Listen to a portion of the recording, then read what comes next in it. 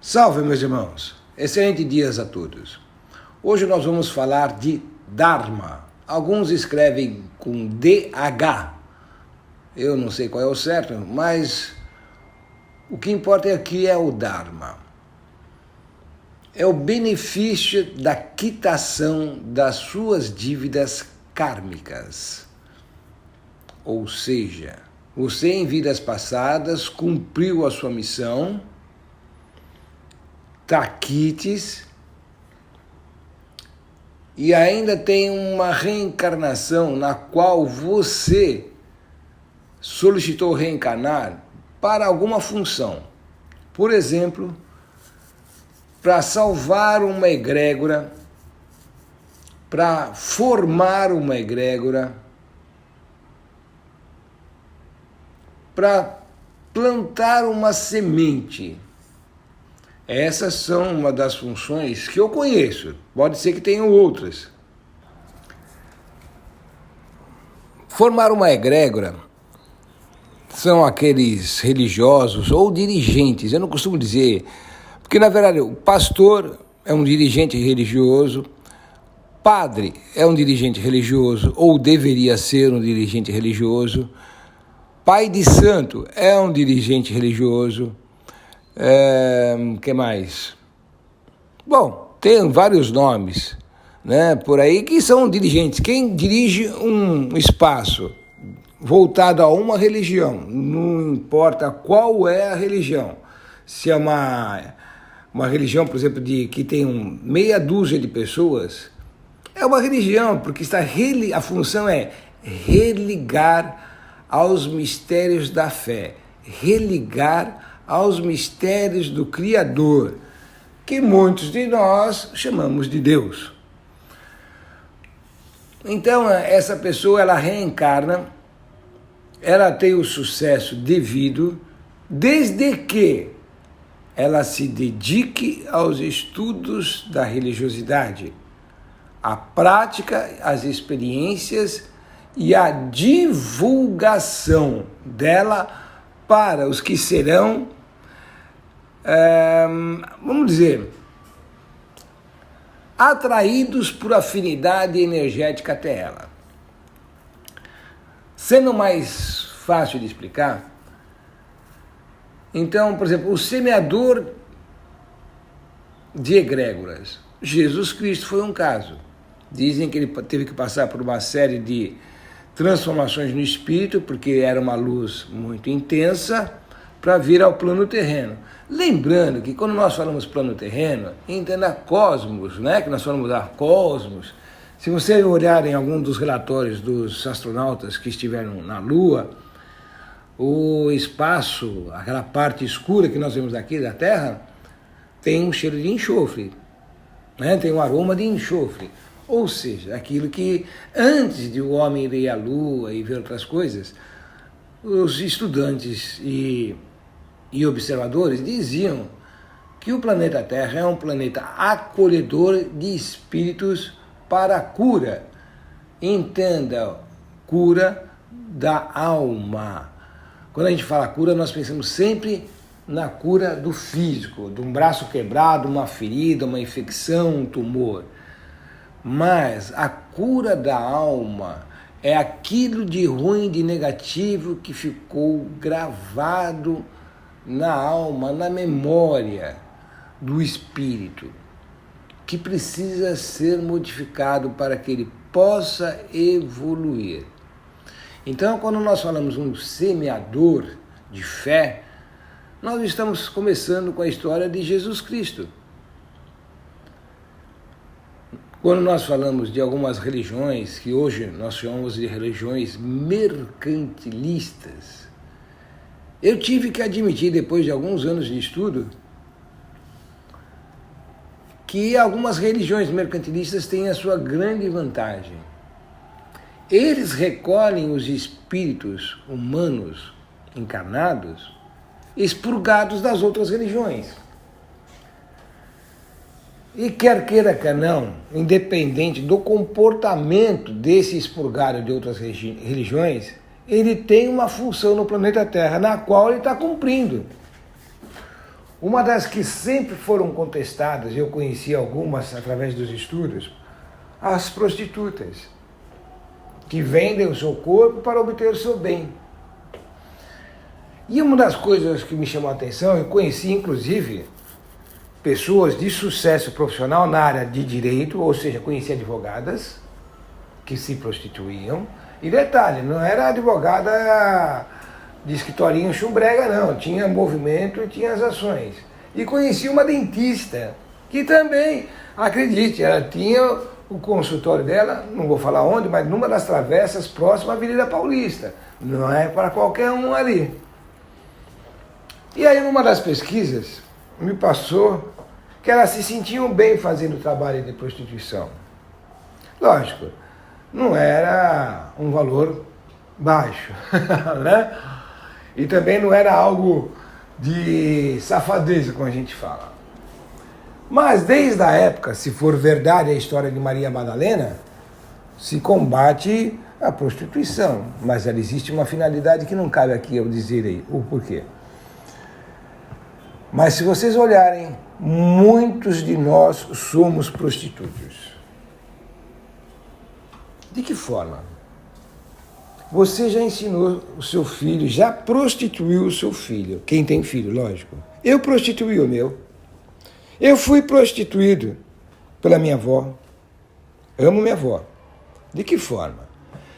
Se você estudar e tirar nota alta, você vai ganhar, eu não lembro o valor, mas eu ganhava um valor que era interessante para a minha idade e para a minha época. E eu lembro que um ano lá, que eu tivesse concluído, acho que foi o primeiro grau, o ginásio, eu não sei como é que é, eu ia ganhar uma bicicleta, e eu ganhei uma bicicleta. Se você entrar, e hoje é mais comum, se você entrar na faculdade, você vai ganhar um carro. Pessoal, isso é prostituição. Se você ficar quietinho, se comportar, eu te dou um docinho. Isso é prostituição. Por isso que dizem que a prostituição é a coisa mais antiga, a profissão mais antiga do mundo. Então, quando muitas vezes nós condenamos um dirigente espiritual por ser mercantilista, bom, se o pessoal está aceitando isso, quem está na egrégora dele está porque quer, né? Tá porque se sentiu útil. Eu lembro que quando eu era um meio coroinha, não era um coroinha completo, na igreja Santana, Nossa Senhora de Santana, no bairro de Santana, zona norte de São Paulo, eu era o rei da sacolinha. Em todas as egrégoras que eu passei, os templos, ou centros espíritas, ou igrejas que eu passei, eu era um bom arrecadador de fundos. Principalmente quando eu chegava e via aquela pessoa que recebeu uma bênção magnífica. O que eu digo uma bênção? No meu caso, no meu conceito, uma bênção magnífica.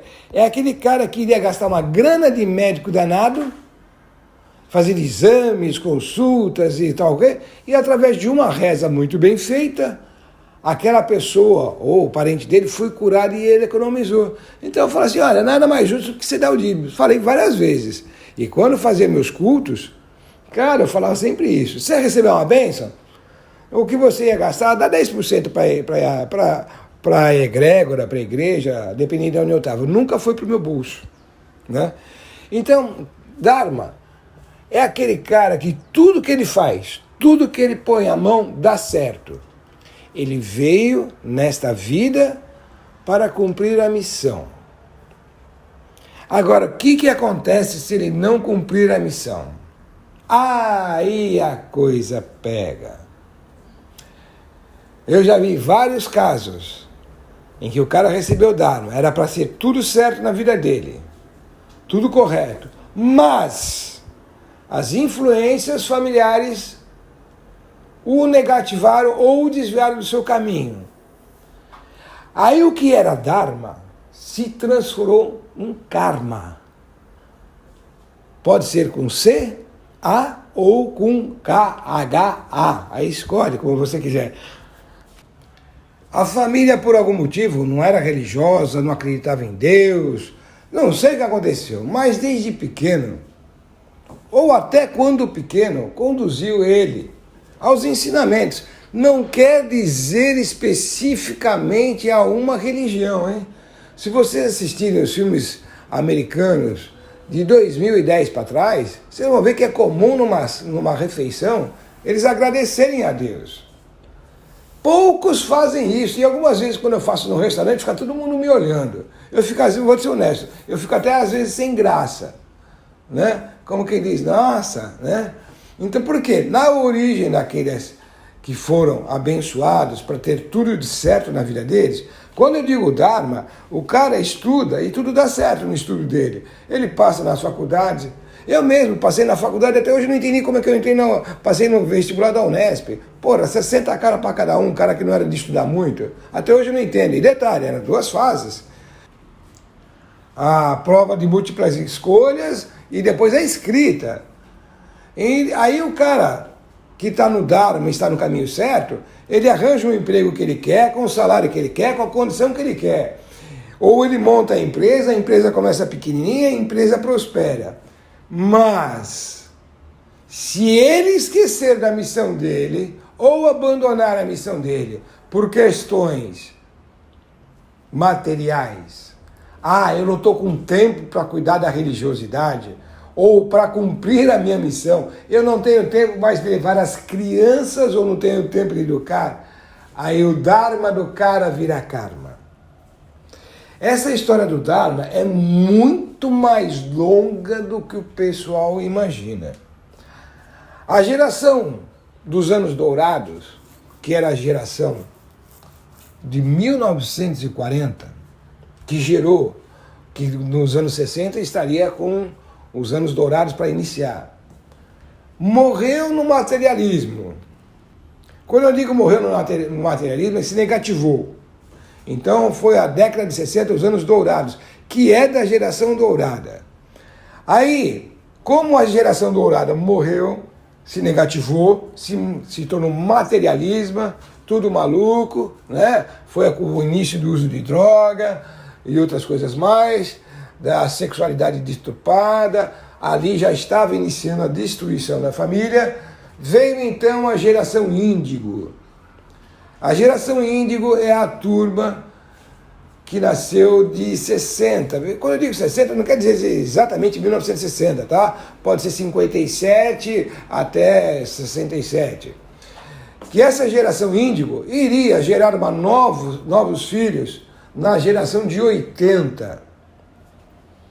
E, infelizmente, influenciado pela geração dourada, essa geração índigo se negativou mais, porque essa geração índigo era a geração ligada aos arcanjos. Uau! A maioria ligada aos arcanjos. Quando eu entendo arcanjos, não seriam somente soldados, seriam juízes, advogados e outras coisas mais. Mas muitos deles se negativaram pelo materialismo originado pelos pais, originados pelos avós. E o que era Dharma se transformou em karma.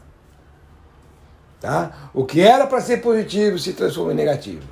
E todos aqueles que não seguiram a sua missão, iniciaram a missão seguindo correta, cumprindo o seu Dharma, levando seus filhos para a fé, não importa qual é a igreja, qual é a religião, qual é a ação, se é dentro de casa, se é fora de casa, esses começaram então a receber as punições. O que são as punições? Tirar a sua proteção divina sobre eles. E o que acontece quando você tira a proteção divina? A atuação de seres negativos que não querem a luz se espalhando nesse plano terreno, nesse divino da criação, toma conta daquela família. E aí começam as desgraças na família. Começa com doenças, com enfermidades, se ele consegue sustentar materialmente, vai afetando a família, vai destruindo a família. Normalmente começa perdendo os filhos, ou perdendo a esposa, perde os dois, mas ele mantém a situação, acontece um monte de situações e assim vai. E esse Dharma se transformou num karma. Bom, se quiserem mais explicações sobre Dharma e como não complicar sua vida, passa por e-mail, tá bom? Um beijo a todos e espero que tenha sido bem elucidativo o que é o Dharma. Um grande beijo, fiquem com Deus. Tchau, tchau.